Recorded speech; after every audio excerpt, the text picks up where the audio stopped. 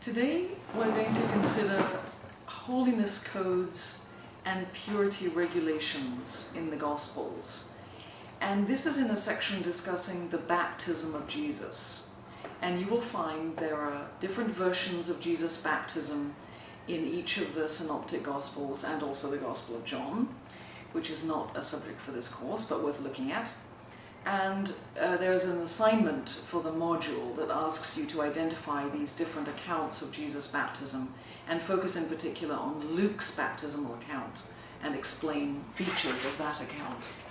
But I'm going to look at baptism then because in a broad sense I'm looking at the whole nexus, the whole complex of purity regulations and holiness code material. So let's see, there is a section in a book that is a required book for this course, Jody Magnus' book, Stone and Dung, Oil and Spit, Jewish Daily Life in the Time of Jesus. Isn't that a great title? And it's in a section in chapter 2 called Purifying the Body and Hands. So if you want to have a look at that section before we meet in class, that would be very good. It's page 16 onwards. I will refer to that in the syllabus on the Moodle website, on the Moodle site. So if we just think about baptism in the context of purifying the body, you can see how baptism fits into this general discussion about holiness codes and purity. Because when baptism is a washing, baptism is an attempt to purify, to identify somebody as cleaner than they were in the state before they were baptized. So we'll discuss more of Jesus' baptism in class. But let's look at another passage in the Synoptic Gospels with regard to purity regulations. You may know purity regulations from the Hebrew Bible, but let's look at one passage from the Synoptic Gospels. Let's look at Mark 1.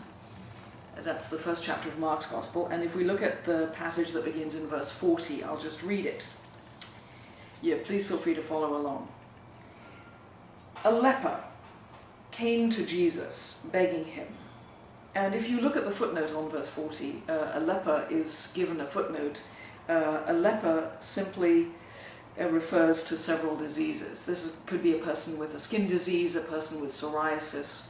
This is somebody with an overt condition that identifies them as in some state of impurity. A leper came to Jesus begging him, and kneeling, he said to him, "If you choose, you can make me clean." So you see, the leper isn't just asking for healing or salvation. The leper is asking for cleansing because the state of the skin disease has rendered the leper impure. The person with the skin disease is impure. Moved with pity, verse 41. There's a variant on that text, being very angry. We'll discuss that perhaps in another context, but it's worth noticing. Moved with pity, Jesus stretched out his hand and touched him and said to him, "I do choose, be made clean." Immediately the leprosy left him and he was made clean. After sternly warning him, he sent him away at once, saying to him, "See that you say nothing to anyone, but go show yourself to the priest and offer for your cleansing what Moses commanded as a testimony to them." But he went out and began to proclaim it freely and to spread the word, so that Jesus could no longer go into a town openly, but stayed out in the country, and people came to him from every quarter. Now let's just look at this passage, not only as a healing miracle, which is what it is, of course, but let's look at it in the context of purity regulations. The person with a skin disease is impure, and so this person comes to Jesus from the outside, as it were, because purity language is about outsiders and the possibility they might become insiders, or identifying people as insiders or outsiders. So the leper is coming and asking to be an insider, made clean, joining, not being isolated, but now joining the community. And that's the effect of Jesus' healing. In the course of healing, Jesus touches him, so Jesus has not shied away from avoiding. Jesus is not avoiding touching somebody who has a skin disease, somebody who is regarded as ritually impure. There's a lot that could be said about touching in Mark's Gospel. It has to do with the way in which Jesus engages people, the way that Jesus is himself tactile. As much as Jesus touches and holds and grasps people to heal them, to reach out to them, so other people can hold, touch, and grasp Jesus. That's a discussion about touching and holding in Mark's Gospel. Jesus says to him after touching him, "I do choose, be made clean." So the healing is also cleansing, which renders the person then able to join the community and not be regarded as ritually or semi-permanently unclean. Now, we know that this is how this passage functions because of the injunctions Jesus gives. Verse 44, "Go show yourself to the priest and offer for your cleansing what Moses commanded." So Jesus is in fact saying, now you are cleansed, be certified by the priest as the Holiness Code stipulates. And all good footnotes should indicate that the regulations for cleansing or regarding and treating lepers are stipulated in Leviticus 14.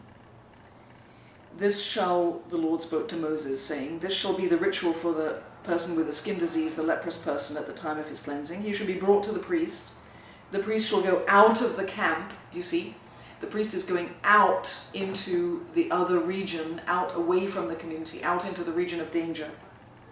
"And the priest shall make an examination. If the disease is healed in the leprous person," this is what is the case in Mark 1, "the priest shall command that 2 living clean birds in cedar wood and crimson yarn and hyssop be brought for the one who is to be cleansed. The priest shall command that each one of the birds be slaughtered over fresh water in an earthen vessel.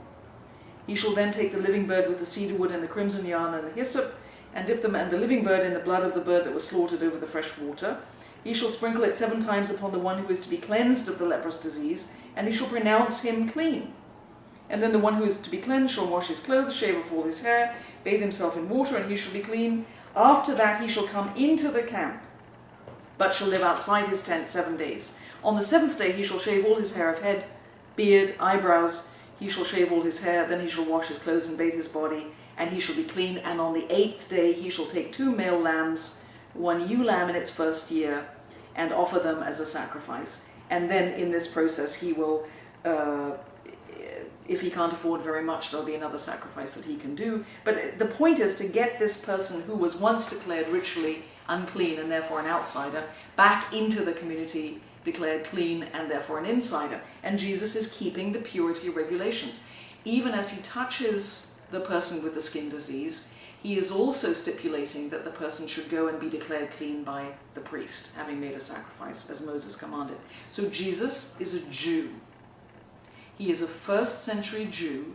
He is keeping the purity regulations, according to Mark 1. I say this emphatically because it is interesting how many people don't think, even today, of Jesus being Jewish. And that's something that I want to stress in this particular course. It's an interpretation that I think is very important to take into account. Now, let's go on in Mark's Gospel because, of course, having identified Jesus keeping the purity regulations, this is a feature of Jesus' engagement with others in the Gospel. And in chapter 7 we see that the Pharisees, some Pharisees and some scribes, gathered around Jesus, and they noticed that some of his disciples were eating with defiled hands, that is, without washing them. So Jesus' disciples don't seem to adhere to purity regulations when it comes to washing your hands in preparation to eat or prepare food. And Mark's Gospel goes on to explain things about purity regulations in 7, 3, and 4. So the Pharisees, verse 5, and the scribes asked Jesus, "Why do your disciples not live according to the tradition of the elders but eat with defiled hands?" And he says, "Isaiah prophesied rightly about you hypocrites, saying, 'This people honors me with their lips, but their hearts are far from me. In vain do they worship me, teaching human precepts as doctrines.'" He's saying that it is hypocritical to be defiled,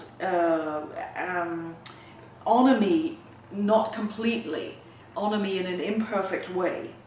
He says then in verse 9, "You try to keep the commandments of Moses, honor your father and mother, but you try to get away with not taking care of them fully." You think that you're keeping the commandments to honor your father and mother by making gifts on their behalf, but you in fact don't take care of them in a complete sense. You only make a donation, shall we say.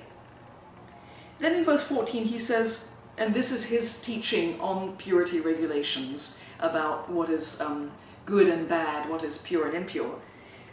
there is nothing outside a person that by going in can defile, but the things that come out are what defile, which is why he and the disciples do not appear to adhere to the purity regulations about washing hands in preparation for either eating or serving food. Now, the next section then goes on to discuss this, and in verse 19, Mark, the gospel writer, adds what appears in a parenthesis in our translation, thus Jesus declared all foods clean. So in Mark 7, Jesus is having a discussion with some Pharisees and scribes about ways they might differ over food laws and the interpretation and application of the same. Now, a very simple way to explain how Mark 7 might be working is to look at the parentheses. So I mentioned the parentheses in verse 19, which is the kind of absolute statement. Let's attribute that to Mark. Thus, Mark says, Jesus declared all foods clean. Whether that is an interpretation of what Jesus was doing or understanding or speaking about is a different question than how Mark understands it. It's clear what Mark means. And Mark is at some remove from what Jesus is doing. We can see this because in the other parentheses of verse 3 and 4, Mark explains what Pharisees and Jews do in regard to food regulations and washing of utensils and so on. So what's my point? My point here is that in Mark 7, we have two things going on. One is the perspective of Mark, which is a later perspective, and the other is the perspective of Jesus, which is a dialogue, an argument, an interrogation between himself and other Jews about the application and maintenance of food laws. Jesus seems to be in a camp that doesn't hold it's essential to adhere to a strict interpretation of food laws, but he's still interested in food laws and how to maintain them. So we need then to step back and look at the broader picture of Jesus and purity in Mark's Gospel. We need to keep Mark 1 in mind as we look at Mark 7. We need to keep Mark 7 in mind as we remember Mark 1. And in Mark 1, Jesus enjoins the person with a skin disease to show themselves to a priest and fulfill the obligations about being declared clean as Leviticus maintains. And in Mark 7, Mark's own perspective becomes clearer in distinction from what Jesus might have said about food laws. So you cannot look at Mark 7 as an abrogation of food laws without looking at Mark 1, in which purity laws are maintained by Jesus. That is my point. In conclusion, one of your assignments is to look at the way in which purity regulations still function today in the prayer book, in our Anglican prayer book, the Book of Common Prayer. That's one of your assignments. Just think for a little bit about the way in which even actions in liturgy demonstrate an interest in purity. So, for example, I know I'm an older person now, but in not so long ago, a little ritual called the Churching of Women existed in the Book of Common Prayer in the Church of England for readmitting women who had given birth back into the community. The Churching of Women was the means by which they were certified to be clean again from the state of impurity, which was represented in this case by childbirth. So think about the way in which purity applies even today. Thank you.